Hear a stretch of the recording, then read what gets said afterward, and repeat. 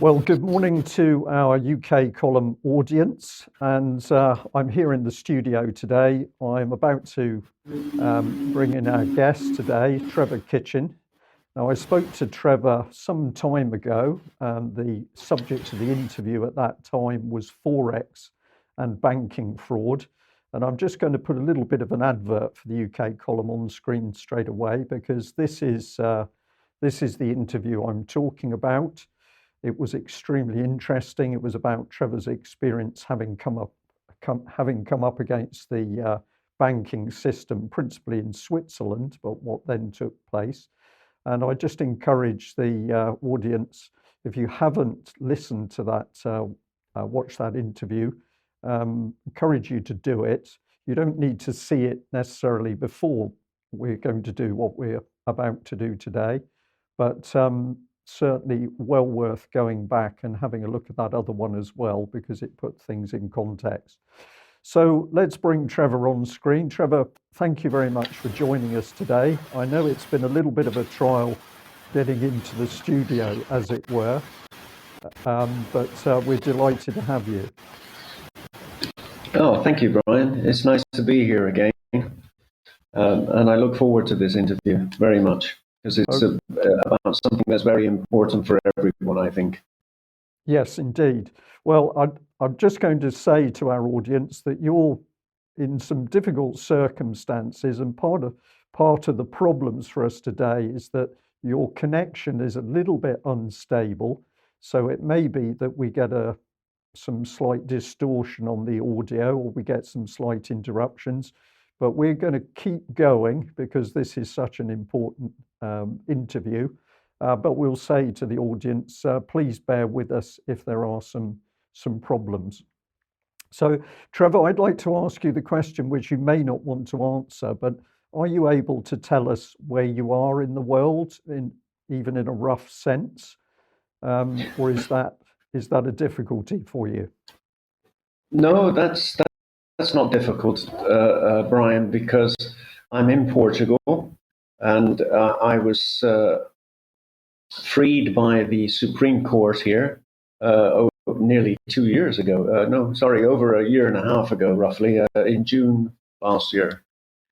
So they didn't extradite me to Switzerland to face charges of defamation, basically, with a 3-year prison sentence for defaming a lawyer and a banker. So I'm quite secure where I am. My lawyer here has told me that I'm safe in Portugal, but I cannot go into any of the other European countries because the Swiss have left the arrest warrant open. So that's the European Arrest Warrant. And the Swiss are not members of this European Arrest Warrant. They use the Schengen information system to have access to it, which gives them full access. Yes, if I cross any border in Europe, I will be arrested repeatedly throughout the remaining 25 or 26 countries that I haven't been through yet. And I would be in prison and waiting to be extradited to Switzerland. And that could take up to 2 years, I've been told. Okay, thank you for that. Well, we're pleased that in your present location you are safe, relatively safe, and that's given you the opportunity to talk to us. But of course, you've just introduced really the key subject that we're going to focus on today, which is the European Arrest Warrant. But as we travel down this path, and you've kindly provided a lot of bullet points for us to cover today, and I'm going to work through those.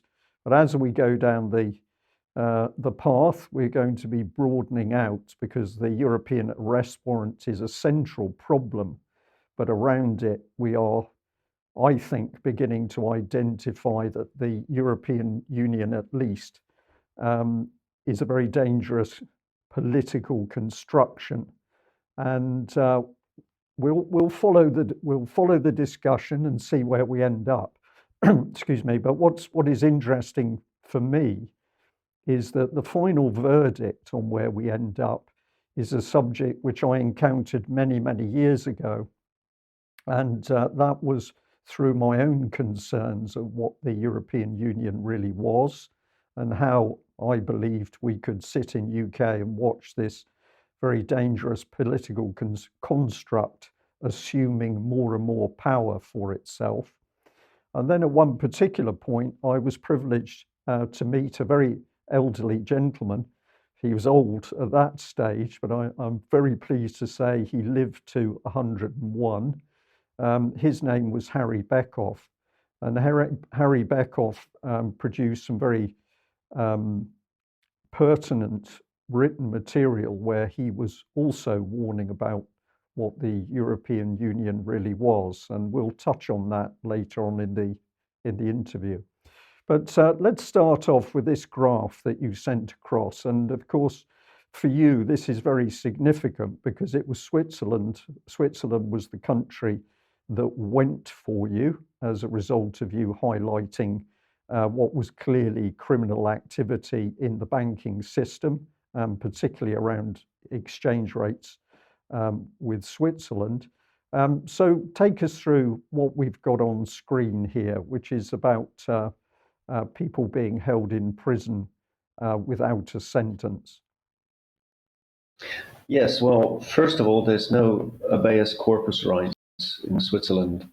If I lived there for quite a number of years in Switzerland, and I know I've heard of lots of people who have been had criminal charges brought against them, and they are simply, if it's a criminal charge, they're arrested and they're interrogated, and if the prosecutor feels it's necessary, they will put them in detention. Right. So, sorry, Trevor, just to cut in. Yes. Let's just explain for the viewers what they've got on screen very quickly. Okay. So, can you see to do that, or shall I do it? No, I've got the chart here on my. It's outside of my screen, but I'll have a look here. Yes, we've got unsentenced detainees as a proportion to the overall prison population from 2003 to 2020.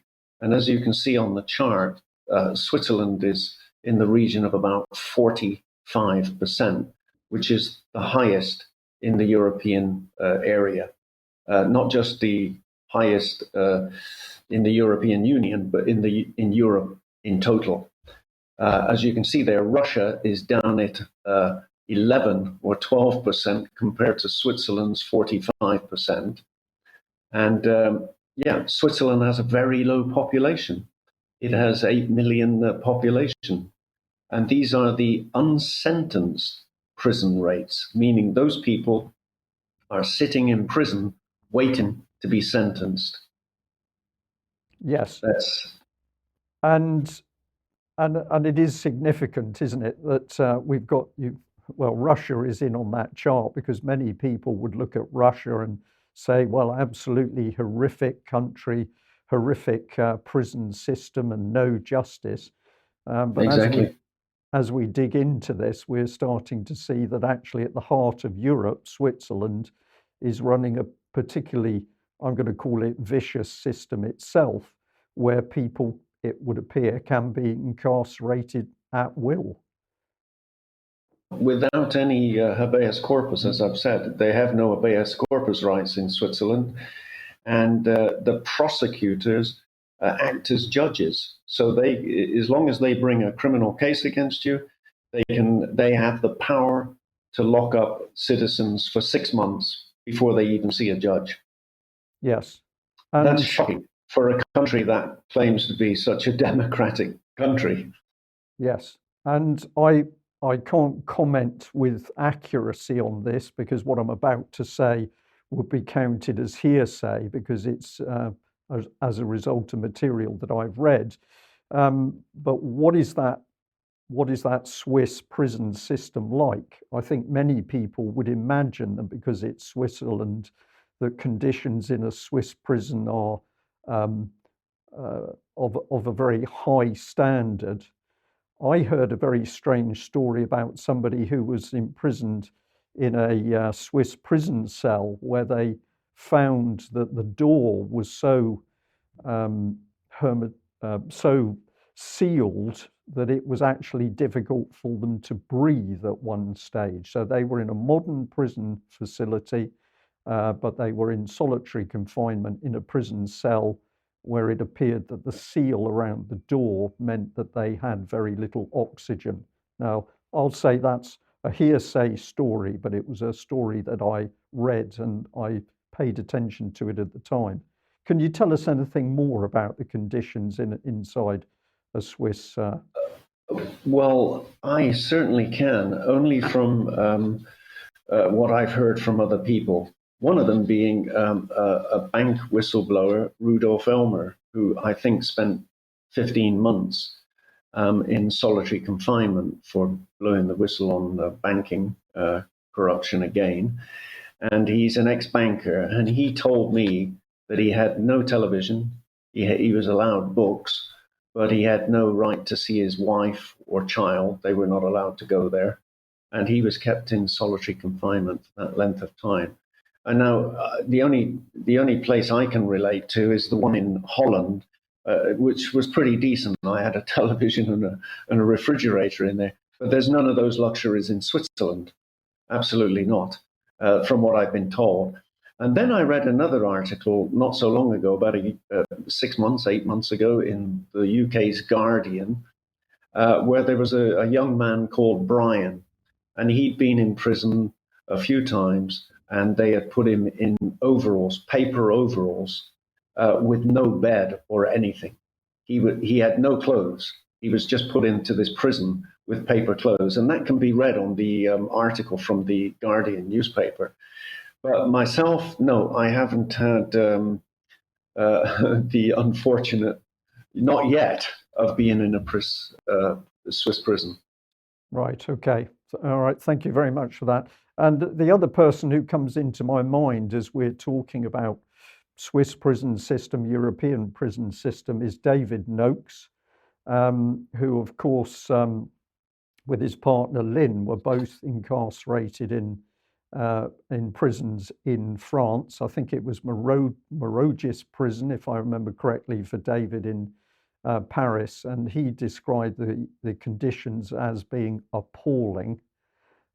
He certainly spent a lot of time in solitary confinement, but at one stage he preferred that because it gave him protection from other prisoners.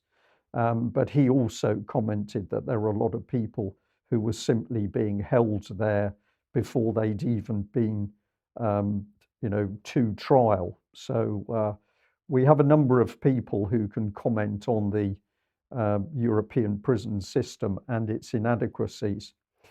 Trevor, let's just jump back to the European Arrest Warrant, and I'll pop up on screen what you gave me as main highlights. Now, we can't work through all of these, so I'll let you pull out the ones that you think are key, but we've actually got 2 pages here, so I'll bring the second one up as well. You start off with the European Arrest Warrant equals arrest or aggressive weapon. It's the EU's hunting tool. So you decide, you pull out from here the points that you think are the really key ones. And of course, our viewers can always freeze the screen to see for themselves the full list of points that you made for me. Well, first of all, I'd go back to what you said earlier about the EU, the original idea of the EU, and what you mentioned earlier when you opened the interview. And it was intended to be a trading bloc. From what I've seen recently, all of these different agencies that they got, agencies to train prosecutors, judges on how to expedite this European arrest warrant, this now seems to have turned this European Union into a giant police state. So, yes, I do think that it's an aggressive weapon to hunt people. And they're using this disproportionately, Brian. They're using this for small, misdemeanors and things. Like in my case, they've called it defamation. But what my British lawyer said to me recently about this European arrest warrant, he said the Swiss are entitled to recategorize the charges. So they can issue an arrest warrant for, let's say, parking tickets or defamation. And then when that doesn't reach the threshold of the minimum of 1 year imprisonment to get a person extradited, then they can recategorize it and say, well, this person actually did other crimes, like threatened people. And this is what the Swiss did with mine. They took my emails and they said that my complaint emails were now threats, and threats of violence, physical violence. Now, this gets quite creepy. It's quite chilling when you hear this, because what they've done is they've taken defamation, they've added threats to it, and I never threatened anyone. That was proved in the Portuguese court because they looked through all of those emails and they found no threats. They only found that the Swiss had actually tried to deceive the courts with a malicious prosecution. Nonetheless, my UK lawyer has told me that they are entitled to do that, and you, Trevor, should stop playing the victim and expecting prosecutors to have a conscience. And I said, yes, but it's wrong. What they're doing is wrong. They shouldn't be allowed to just grab people off the street or at a border post and imprison that person while they wait to be extradited. And that's what's happened. And in Holland, there are people there that sit there for 2 years. And I've experienced that myself. I've spoken to those people. They're sitting in prison waiting for either deportation or extradition for up to 2 years. And the lawyer confirmed this. And Trevor, if I can just interject there, because absolutely, I'm able to look at the screen of your points as you're talking to our viewers, and what caught my attention is that the last point on the screen, if we can just pop that back, is that the penultimate one was surrender time limits violated. Some suspects are kept in detention for more than 2 years in Holland. So that's the point really that you're making at the moment. But the last one is captives guilty until proved innocent. And this is one of the key things that was quite a big subject, I'm going to say, when there was a backlash against the European Union in UKIP's time. Many people were pointing out the dangers of the two law systems, so that in Europe, you were guilty until proven innocent. But in UK, we at least had the protection, with some limitations of corruption in our own courts, but we at least had the protection of you were innocent until proven guilty. And these are fundamental differences. And of course, it helps explain how the European system can be so draconian, because the moment the state touches you, puts its hand on your shoulder, you are guilty until you can prove yourself innocent. Correct. And while you're on that point, the captives are guilty until proven innocent because the two systems that are used are mainly adversarial law and inquisitorial law. And I've learned this as I've been going along. Europe uses inquisitorial law, meaning they have grand inquests, and these prosecutors play a major role in that. Whereas in the UK, they use the adversarial system, which is built on common law. The European laws are built around Napoleon laws, I think, from what I've read. If that helps clarify that. But yes, it's shocking that people are regarded guilty like I was. I've said to these lawyers, they keep coming back to me and saying, look, this is the law of the European Arrest Warrant, and they've done nothing wrong. I've made complaints to the Ministry of Holland and to Portugal. They say they've done absolutely nothing wrong. And I say, neither have I. These are speech. These are crimes that you've turned speech into a crime, expression into a crime. And so I've committed no crime. So where do you weigh up the difference?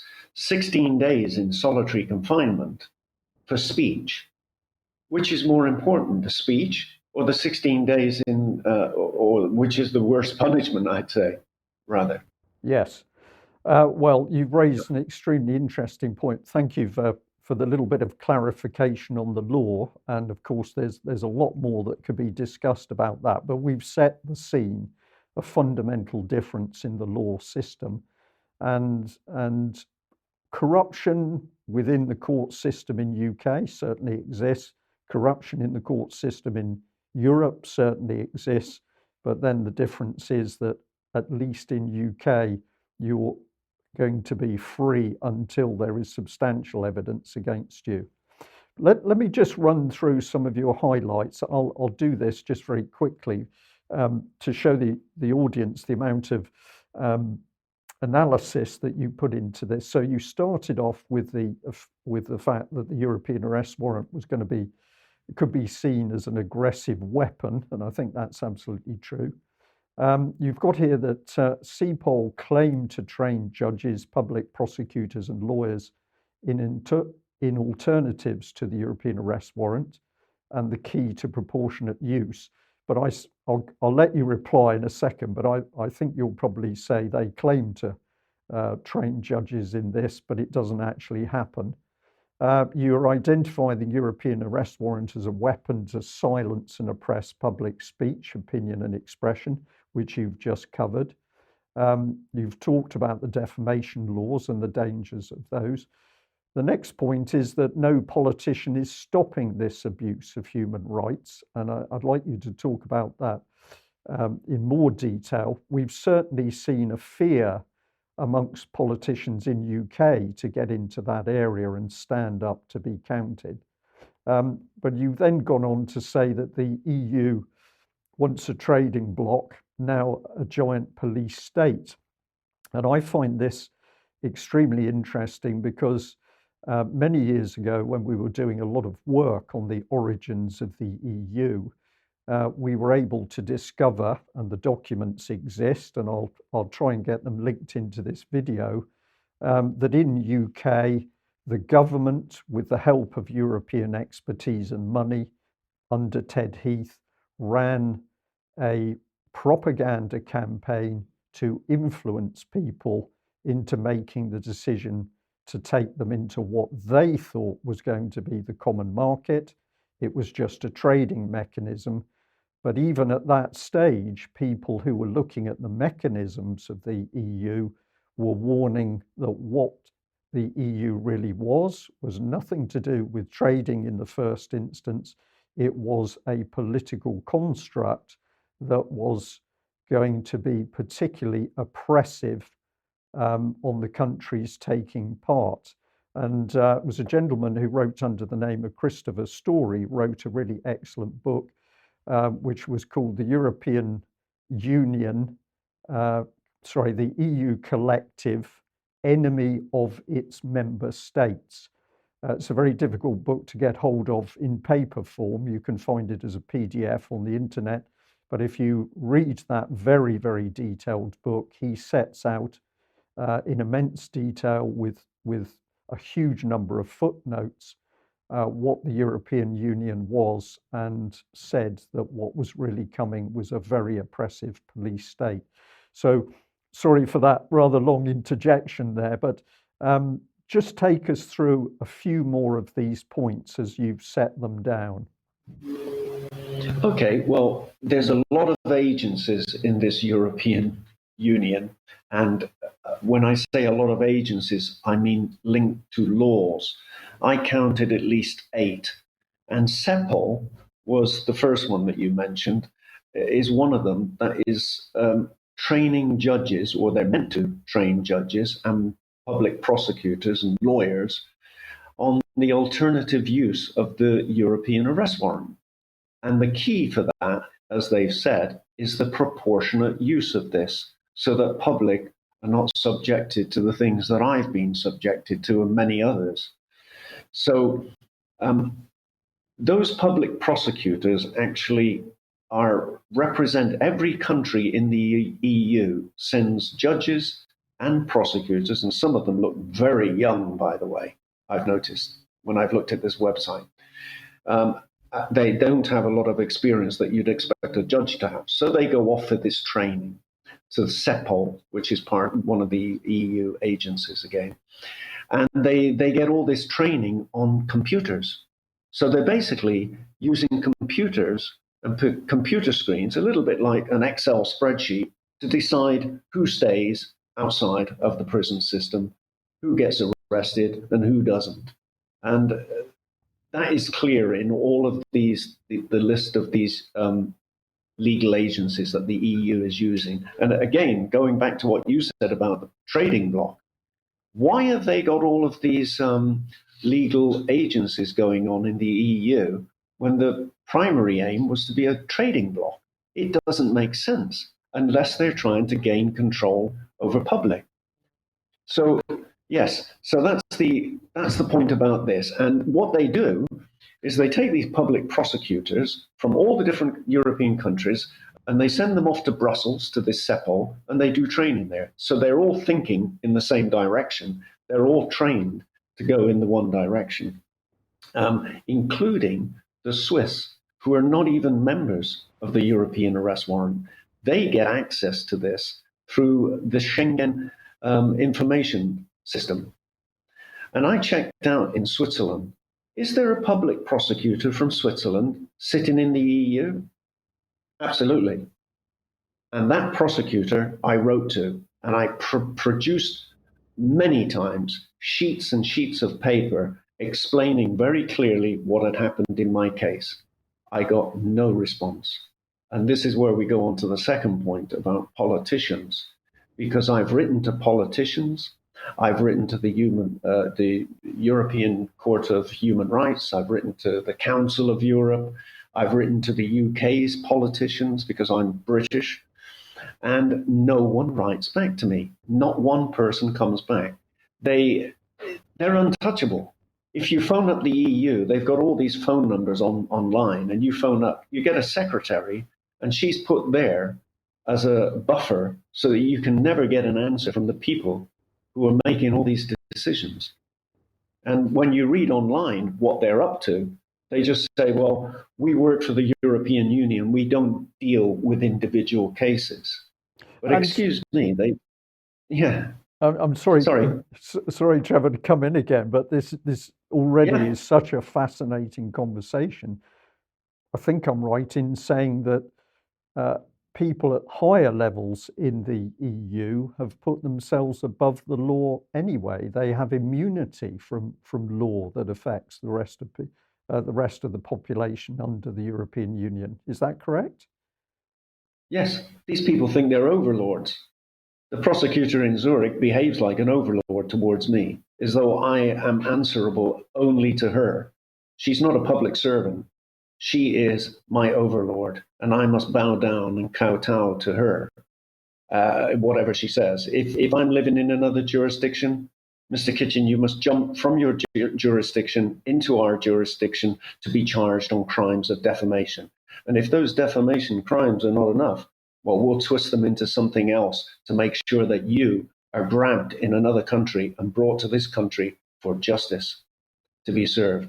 Now, Yes. when I've asked them to weigh this up and say, excuse me, my emails, 25 of them that were sent out, mainly complaints to the government itself, complaining that I was being defrauded. I've said basically, look, how would you weigh that up against 16 days in solitary confinement without medicine and being stripped? It sounds a little bit to me, and I'm going to say this word, like I'm being abducted by Nazis and Gestapo. They said, well, you can't use those words. And I said, no, but that's my opinion. And that's how I feel that I've been treated, because I'm not dealing with normal people here, people who have some compassion and understanding. There's no rationale, Brian, at all. They have no common sense. They're being trained, as I said, by CEPOL to go through computer models and do everything robotically without any concern for the human aspect anymore. And this is frightening. This is chilling. Does that make sense, or have I gone off track here? No, it makes total sense to me. And what was in my mind while you were talking, those final couple of minutes, of course, is that the many people in the UK believe that we have separated ourselves from the European Union and we're out. Brexit has occurred. But the reality is that if you look, the UK is still fully embroiled in many different partnering arrangements and agreements with the European Union, certainly across the military sphere, but also we see this partnership working across the police and the judicial system. And I can talk about, I can talk from personal experience because I was involved with the families at the time of people who ran into trouble in the subject of child protection, where they, in one case, a lady attempted to escape to, she was French, but she was married to an Englishman. And she was worried about the safety of her two children from her English husband. And at one point, she took the two children back to France because she felt that at least she could protect them there. And I think she was in France for about 4 or 5 months. And suddenly one day she was summoned into the chambers of the local judge and told that she needed to attend with the two children. And she said to me, Brian, I knew what was going to happen, but I had to go because if I didn't go, I would have been automatically arrested. The moment we got through the door in the chambers, my two children were taken and they were shipped back to UK and given to the abusive partner. But in the time that I dealt with that particular mother, which was over several years, what we saw was a seamless, I keep using this word partnership because this is the word that is often used to cover up a whole variety of legal arrangements. But we saw a seamless partnership between the police, courts, and child protection in UK and France. And that was a real wake-up call to me that even where children were concerned, you could run into this very draconian system. And the other person that I'll just mention to reinforce your point that when you talk to MPs, they do anything, is a very brave lady called Roly Post. And many years ago, probably about 12, maybe 15 years, she wrote a book called From Romania for Export Only. And that book was an expose on child abuse within the European Union, but it was based on the fact that she had been engaged as a European assessor and inspector to look at what was happening at the children's homes in Romania. And what she discovered to her horror was children were being trafficked out of those homes through the European system. And it was quite clear to her very quickly that the European system, and that means the political system, the court system, and the police system, was fully aware of what was happening to these children. Yet even when she produced the evidence to demonstrate to both European politicians and British politicians that this is indeed what was happening, she was met with a wall of indifference and silence. So that is not an anecdotal story. People can have a look at the book. You can find it online. Unfortunately, the English translation has got a few weaknesses, but it's perfectly readable and understandable. And that lady was talking from her personal professional experience from working within the European Union with duties involving inspection of those child facilities in Romania. So politicians, I'm going to suggest, Trevor, who actually have an uncomfortable feeling that something is wrong in the European Union political and judicial system, but they're too scared to actually stand up and speak out. Well, yes, I think they're scared for their jobs. And while you're on the subject about Brexit, I think that this whole thing with Brexit, as we know, there seems to be some sort of brainwash going on with the other 50% of the UK population. Because the way they talk about this is that as though it was we left because of trading, and we didn't. We left the EU because of this build-up of the legal system and the takeover of British law, which is much fairer than European laws. I've seen that myself. So this is what Parliament and many of the people who wanted Brexit to go through were concerned with. They were concerned that the European Union were taking over all of these roles in the European Court of Justice and all the others that I've listed.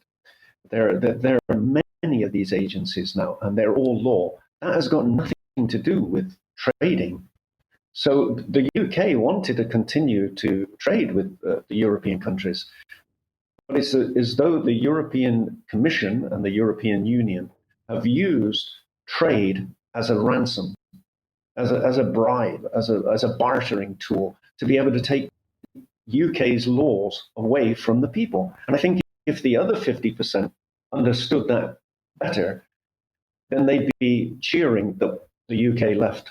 And by the way, when the UK left, the first thing that Boris Johnson did is he threw out the European Arrest Warrant. That was the first thing he did. On to the child thing that you mentioned, there was just, Brian, if I may, there was just an article in the paper, on BBC just 2 days ago about migrant children. Tens of thousands of migrants were used by the Swiss to work and do slave labor in Switzerland for many, many decades from the 60s, and their children were not allowed to join them. Many people, Italians, Portuguese, Spanish, hid their children in sheds, and they were kept in these awful conditions in Switzerland and worked for years. And at the end of their contract, they were just booted out by Switzerland. Thank you for building our country.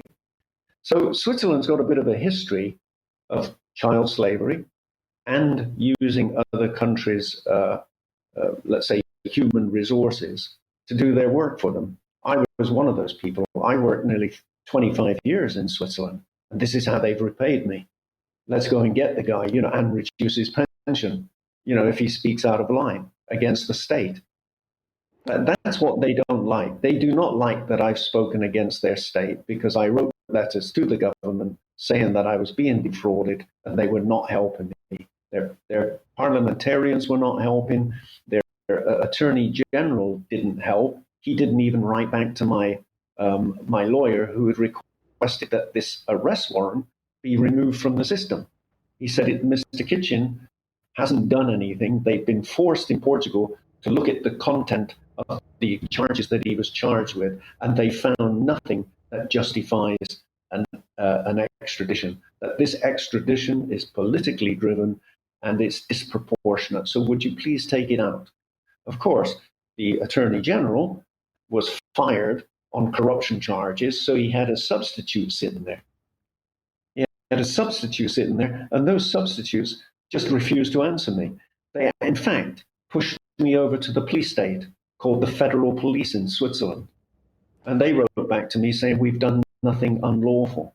And I said, well, do you mind removing this so that my wife and I can enjoy our retirement in peace and quiet without being hunted and stalked, persecuted like this? And they took that as an insult. And then there was one man in Geneva who saw my article in the newspaper, and I won't mention his name, but he worked with Roger Moore. I think I might have mentioned this before. And he phoned my lawyer instantly, and he said, you need to get this squashed immediately, because the Swiss are attacking Mr. Kitchen because they don't like being embarrassed. And this is the same with the EU. This is why it went on for 4 years. And you can see now, Brian, in my case, if I'm going on a bit too much, please stop me. In my case particular, they're doing exactly the same that they did with Brexit. They are just, if it doesn't work one way, let's try it another way. And we'll keep taking this right away from these people. And in my case, they're doing the same. Right, As I said, they'll find in every country. Trevor, thank you for that. Let's to reinforce what you've just said. Let's have a look at your second list of points, which was principally about the European arrest warrant, but to do with the judicial system itself. But number one came straight in my mind as you were talking, because you've put here Council of Europe rates Switzerland's human rights practices as, quote, globally unsatisfactory. Now, even if they are a paper tiger themselves, that is a pretty damning comment. Globally unsatisfactory. And yet this is Switzerland is the country which you're describing, really puts itself on a pedestal for efficiency, cleanliness, independence. Um, we are above other people. We're the Swiss. We do things differently in how we vote. We have stayed out of world wars. You can trust us because we're the Swiss. And you've described a system completely different. And that system has been recognized there by the Council of Europe as globally unsatisfactory. I find that very interesting. I'll just do a couple more points and I'll come back to you again. But you said that you were talking about arrest warrants kept indefinitely active in the system for years. Well, of course, this is particularly brutal because it places people under huge psychological pressure aside from anything else.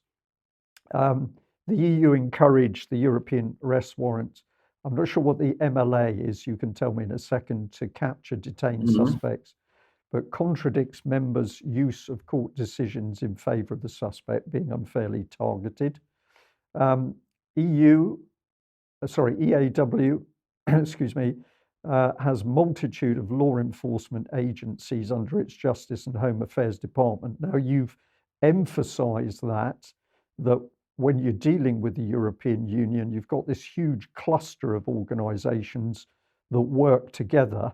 But of course, if you try and challenge them, you can never sort of get to the ultimate decision maker because they can pass the buck in order to deflect the inquiries.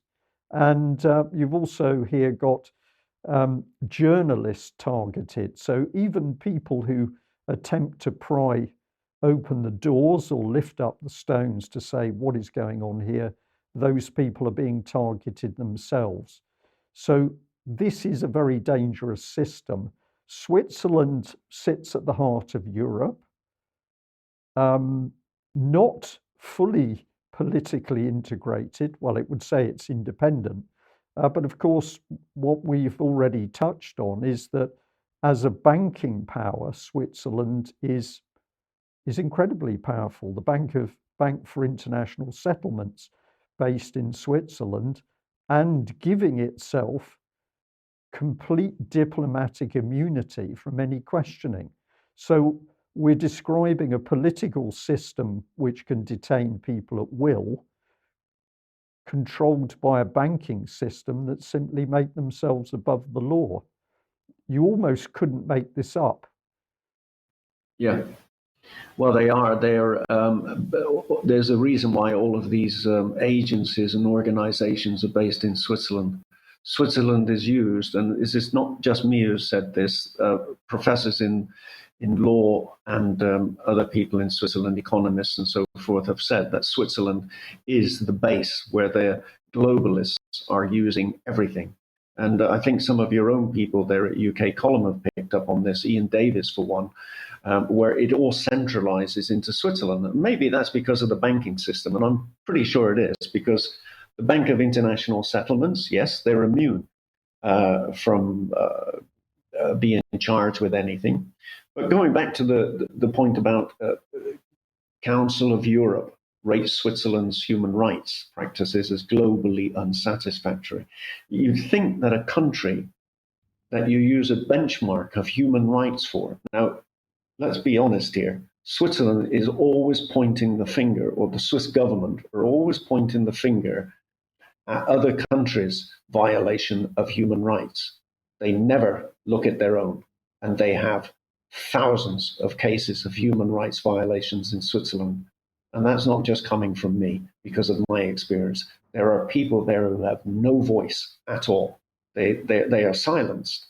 Rudolf Elmer was one of them, but he managed to, the bank person I spoke about earlier, he managed to get all this done through the UK. He went to the UK and got his whole case exposed there.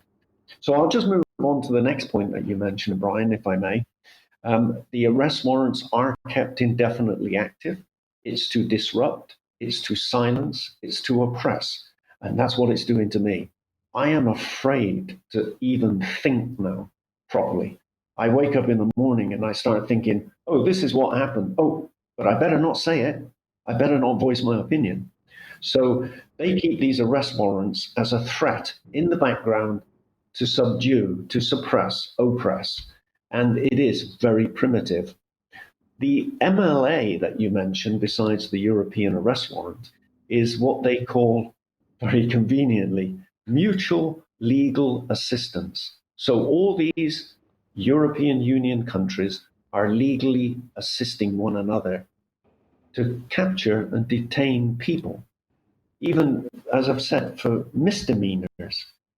And this contradicts them in a way, because what they're doing, if you think that they can use all of this power to capture someone, but then when the person, the suspect that they've captured, says, well, wait a minute, I think this is a little bit out of whack and disproportionate. Would you listen to my side of the story? Would you use the same type of powers to get me out of the problem that you've put me in? They don't respond. It's almost as though they want to be this oppressive state, that they only want to look from one side. And I'm seeing this everywhere. I think you call it double standards in the UK. They only seem to have one point of view. And when you come with your opinion from the other side to get some sort of equal balance to justice, it doesn't exist.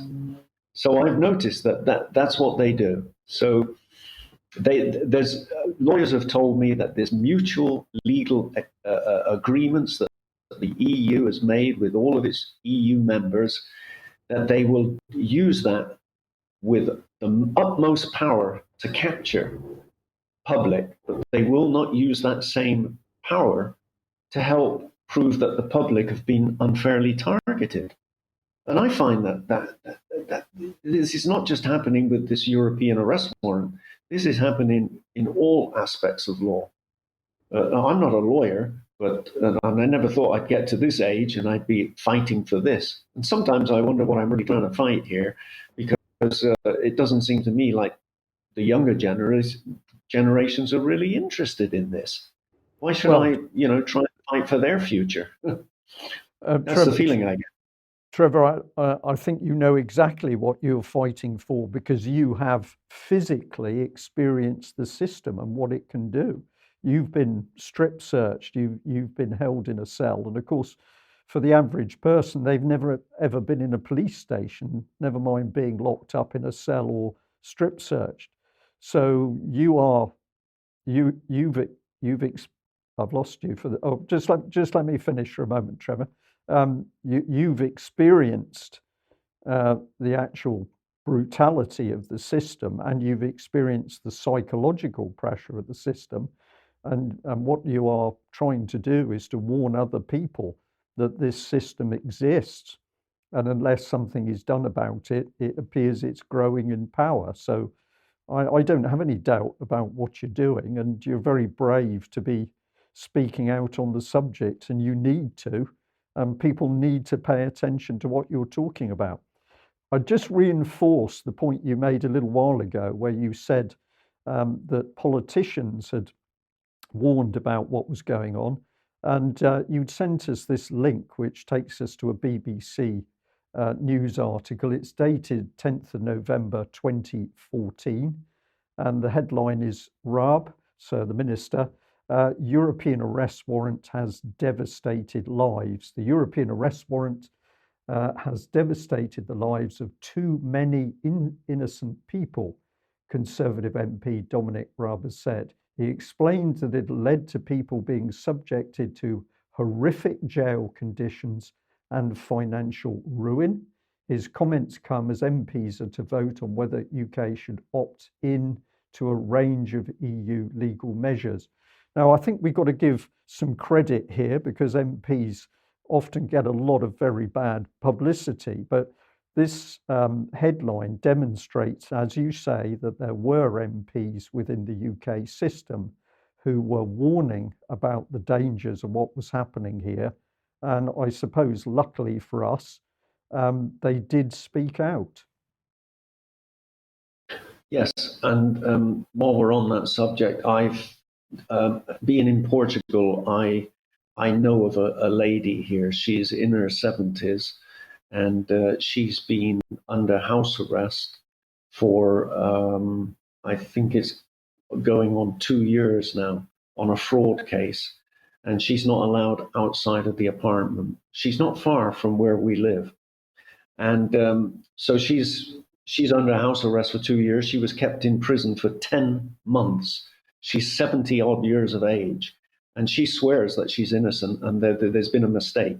Now, I don't know what her case is about, some fraud or something, but nonetheless, she's guilty until proven innocent, and that's the problem. Right. Take Sorry, Yeah. Trevor, take us on to this gentleman. I've got a Guardian headline for him. His name's Ai Weiwei, if I've pronounced that correctly. And Correct. the Guardian says, devastated by his time in Germany, which he regards as still Nazi, the artist has moved. As he unveils a powerful virtual reality artwork, he talks about needing a monster to fight and why he'd like to be a barber. So the headline, little bit sort of blurring what he's really trying to say, but the word Nazi says it all. This Chinese gentleman describing Germany as still being Nazi. What did you discover from meeting him? Yeah, well, we met him because he's not far from us, and he comes from the same city as my wife, Beijing, in China. He's a very nice gentleman, so we sat down and had a coffee together. And he's lived in the UK, Germany. He had problems in Germany with people and free speech. He apparently lived in the UK. I think his son studies there. And he says the UK is the best place. The people are friendly, and they're the most free country in Europe. That's what he told me, straight out. But in one of the Swiss articles that he was interviewed for, and he was outside of the country when he said this, he called Switzerland the most hypocritical state in the world. It pretends to be democratic, and at the same time, it hides crimes and profits from the crimes of others. And he said that Beijing had long since seen through this sort of selective double standards of the West. And they've long seen through that, and they do not accept it anymore. He said the Swiss are hypocritical through and through, and he referred to their government as Nazis. Well, the very next day, Credit Suisse, where he holds a foundation for human rights, closed his bank account. And the manager went out and filed a criminal defamation charge against Ai Weiwei for defamation. Incredible. Right. And I'm just going to say, against that particular case around this gentleman, he's talking about hypocrisy, he's talking about double standards, and Beijing sees this. And of course, we can take that context and have a look at what's happening at the moment to do with the Chinese and Taiwan. They are facing a West where the European Union, of course, is one of the powerful political blocs in the West. But the Chinese are facing sanctions and threats of war from a European Union bloc, which they see quite accurately as being full of double standards and hypocrisy. It's very interesting, isn't it, as we start to lift stones around what the true situation is in Europe politically.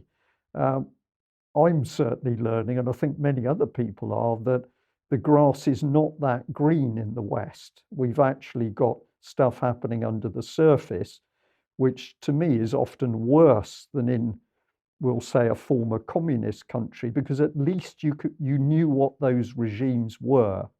But in the West, we've now got a veneer of respectability, but underneath it is complete rot. Is that a bit strong? It's, no, it's not. My wife is Chinese. She's from Beijing, and she has been broken by what's happened to us. She said this is worse than the Chinese revolution or whatever it was that they had. Sorry, I can't remember what it was called, but worse than the Red Guards. She's a broken woman now. She could not believe that these type of things happened in Europe, especially again in Switzerland. She cannot believe the injustice that we've gone through. The way I see it, Brian, is that the West has moved more east. It's become more communistic, if you like, whereas the East, the Chinese and the Russians, are becoming more understanding. And I don't know whether I'm losing the plot as I'm getting older, but that's the way I see it. I listen to Putin, I listen to the Chinese television, and these people are making total sense. But not just about politics, but on life in general. When I switch on the TV and listen to the news in China, you get a broad view of everything that's going on. But in Europe, you're getting these small snippets of what's going on in the world. The important things are kept on the screen for 30 seconds. And then they fill the screen and the news with stuff that is just not relevant. And you have to ask yourself, why are they doing this? Are they trying to make society so dumbed down that they can't think properly anymore? So that's the way I see it. But we're even thinking now of moving to China. I'm thinking about, if I don't get my passport, it's been nearly 6 months now from the UK, and I've written to everyone saying, why is my passport being withheld? I'm British. Thousands of generations British I am, and I haven't got a passport. How can that be? And I've said, well, we better go to the Chinese consulate in Lisbon and ask for political asylum in China and go back to where my wife is from, because we have more freedom there than we have in Europe. Can you believe that? Trevor, that's an incredible statement, and I don't use the word incredible as in disbelief. I totally believe what you're describing, and I can understand your decision process. But it is an incredible state of affairs that in 2022, this is where, let's just focus on UK. This is where UK has got to at the moment. But I have seen this type of reaction from other newcomers to UK, particularly people who've come out of the Eastern Bloc countries. So they've come in from Albania or Romania, and in their minds, they travel across Europe in order to become free. And they think that when they come into UK, they're into this marvelous country which has a wonderful justice system. And okay, there are some things that we can say don't really happen in the same way as their country of origin. Maybe the chances of getting your door kicked in by the police in the middle of the night are somewhat less in UK, although that does happen. But they come here believing that once they've come across the borders into UK, they're into a safe democracy where there is proper rule of law and they're going to be protected. And then what do they discover? Well, the key area that I can talk about is that they discover their children are not safe from the state, and that basically, if their children can be stolen by the British state, nothing they own is safe. And then they go through a court procedure where, if they go via the family courts, they're going through effectively a star chamber, because there is no jury, there is no public. And the net result is these people are devastated to understand that actually there's the veneer of respectability for UK, but under the surface, it can be equally, if not more vicious than some of these countries we would traditionally regard as being lacking democracy and protection of human rights. And I've seen this huge change in the way these people think, the shock when they come to realize that UK is not the country they think it is. And I can easily imagine somebody going into Germany. How would they regard Germany? Well, a country that's had its problems in years gone by, but a public who are largely very aware of crimes committed by Germany in the past, but they're moving on. They want to live peacefully. They don't want to be involved in war. So I can imagine um, Weiwei coming into Germany and thinking that he'd come into a safe democratic environment. But what he then discovered is that actually under the surface, much of the same thought process and political process existed. Yes, yes, absolutely. And going back to the UK and the freedoms that these people want to enjoy when they leave these Eastern Bloc countries, move into the UK, I have a theory there, Brian. And I think that over these years, unfortunately, and I don't mean any disrespect here, people have been catapulted out of these archaic systems into the UK. And that has had an influence. And what I mean by that is it's had an effect of diluting the existing freedoms that we had in the UK. I grew up in the UK, I'm British, and there was always freedom, there was always justice. And that has been slowly diluted. And if you imagine these poorer people from these Eastern Bloc countries moving into the UK, and they've suddenly got this freedom, and they start going to university and they study. And in the universities, they study law. And while they're studying law, they influence that law, and it slowly changes. And that person becomes a second generation and a third generation and so on. But in no doubt, it has influenced the future of the UK. And I don't think people were prepared for this when they allowed this movement of people on such a scale. And I saw this when I lived in South Africa for many years too, that the introduction of certain groups of people into societies that were more, let's say, people moved from Europe into African countries and they took their traditions with them and so forth. Well, the local people were not used to those traditions. They were not used to those freedoms either. And then suddenly they were catapulted into the 21st century with these freedoms. And well, now those people are basically in higher positions. And good luck to them, basically. But that's what I see. And that's what I've seen with Beijing as well in China. I've been down there a few times. The Europeans have gone in and they've influenced the Chinese to become more westernized, Yes. more westernized. Does that make sense? Trevor, this makes complete sense to me, and I'm smiling because I'm going to have to do what I've done with a couple of other guests recently, which is to say that unfortunately I'm clock watching at the moment, and we need to stop in a couple of minutes because we've got some other things happening with the UK column studio. But you have got into an absolute key subject now because we're talking about geopolitical change and what it's really about, and we're now touching on the hot subject of immigration. And I'd like to get into this more with you, but to do it justice, I think we're going to need another session.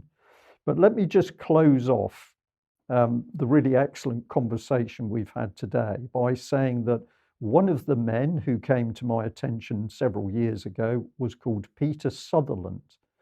And Peter Sutherland was the UN ambassador for migration.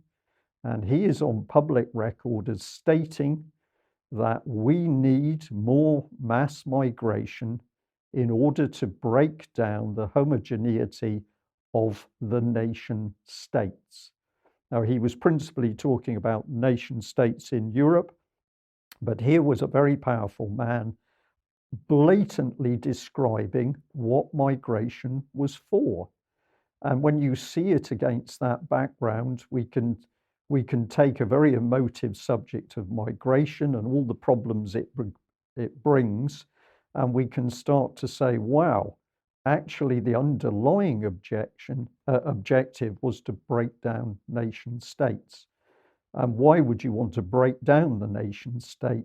Because the reality is, under the surface of what we see as a normal and ordinary member of the public, whether we're in UK or Europe, is the fact that this very dangerous political construct, the European Union, was being formed. And I'd just like to, I will come back to you, of course, but I'd just like to end on this particular headline from the Express. This is going back to 2017, and it says, European Union is just another name for the Fourth Reich. Poles furious at German-led EU. Now, that's an emotive headline. I think there's all sorts of things we can discuss around it.